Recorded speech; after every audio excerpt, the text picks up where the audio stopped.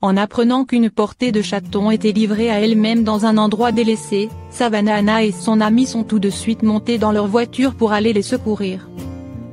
Au bout de quelques heures de route, elle les localisait. L'un d'entre eux souffrait d'une infection oculaire qui risquait de le tuer. Anna a couru chez le vétérinaire pour tenter de sauver le chaton malade. Les nouvelles étaient mauvaises. À peine âgé de 2 semaines, le chaton ne supporterait probablement pas l'opération, déclarait au dodo Anna, océanologue et avocate de la cause animale. L'opération présentait de gros risques pour l'animal, baptisé Scar. Le vétérinaire évaluait la situation comme suit. Le chaton pouvait ne pas survivre à l'opération, mais il n'avait aucune chance de s'en sortir s'il n'était pas opéré. La décision a donc été évidente pour le vétérinaire et l'océanologue, et Scar a été opéré. Le chaton s'en est sorti.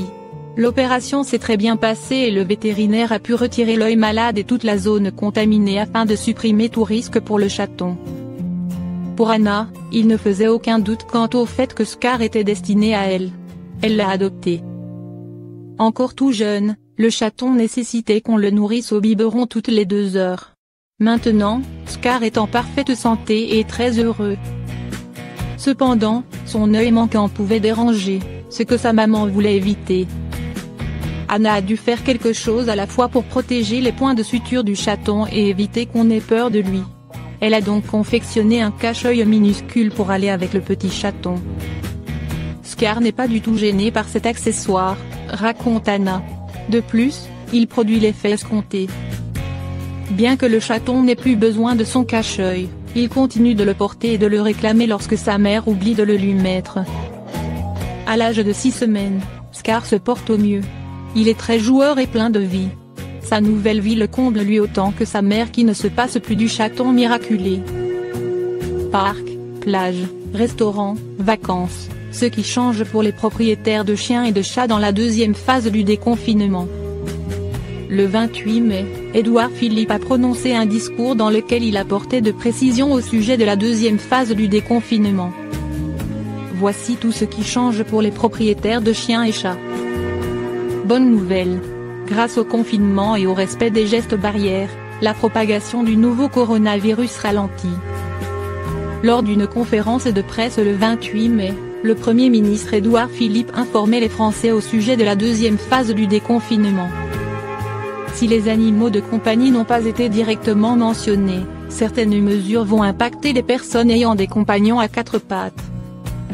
Voici tout ce qui change pour vous si vous avez un chien ou chat. Les jardins et parcs de nouveau accessibles. C'est une bonne nouvelle, largement attendue, les jardins et parcs vont enfin rouvrir. Il faudra continuer de respecter la limite des rassemblements de 10 personnes, et il sera fortement recommandé de porter un masque. Toutefois, tous les parcs et jardins ne rouvrent pas leurs grilles. Ce sont les municipalités qui décideront au cas par cas, après avoir travaillé sur ce sujet depuis plusieurs semaines. À Paris, par exemple, 400 espaces verts vont être accessibles, et la mairie de Paris va partager des informations à ce sujet dans la journée du 29 mai. Dans l'immédiat, selon le site de la ville de Paris, tous les parcs, jardins municipaux restent fermés. Les voies sur berge, les bois de Vincennes et de Boulogne sont intégralement rouverts ainsi que le Champ de Mars et l'esplanade des Invalides. Pour ce qui est des propriétaires de chiens, comme d'habitude, beaucoup de parcs publics ne sont pas autorisés aux chiens, même tenus en laisse. Toutefois, par la force des choses, certains espaces verts vont rouvrir où les compagnons à 4 pattes sont les bienvenus. Il faut consulter les informations officielles de sa municipalité pour s'assurer que les longues balades avec votre chien pourront reprendre.